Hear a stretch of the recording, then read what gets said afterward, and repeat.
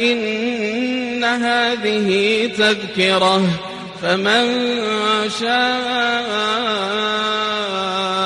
اتخذ إلى ربه سبيلا وما تشاءون إلا أن يشاء الله إن الله كان عليما حكيما يدخل من يشاء في رحمته والظالمين أعد لهم عذابا أليما.